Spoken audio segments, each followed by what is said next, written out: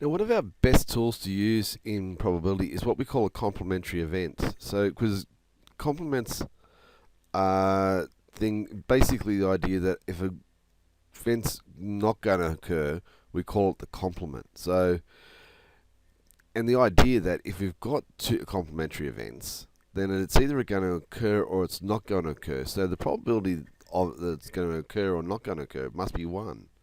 So the sum must be 1 there. So for example here, if we got the throwing a die, and so probability of each 6 numbers is 1/6, so it's 1. So probability of a sixth is of getting a 6 is 1/6.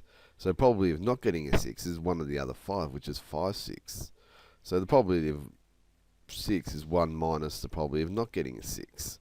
Now that's probably an extreme example, but they're very, very handy to use in some of our problems that we're going to face. So the idea of a complement, the probability of event occurring is 1 minus the probability the event doesn't occur.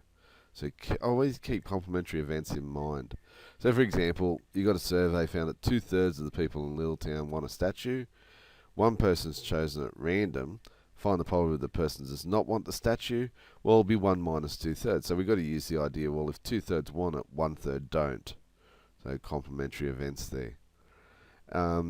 You've got a bag with red and green marbles, and the probability of choosing a red marble is 2/5. We don't know how many marbles there are, so it's not like we can work with that. What's the probability of choosing a green marble? Well, that would be 3/5. And if we add 7 marbles to the bag, the probability of choosing a red marble changes to 1/2. So how many marbles are there in the bag now? So we set up our equation and solve that equation. We get x is equal to 35. So where it was 28 marbles, it was 2/5. Or it was 3/5, sorry. Sorry, 2/5. And then once we change it to add 7 red marbles, it becomes 1/2 for the probability. And the probability of winning a raffle is 2 on 250. What's the probability of losing? Well, again, 1 minus the 2 on 250, which gives us 248 on 250, which is 124 on 125.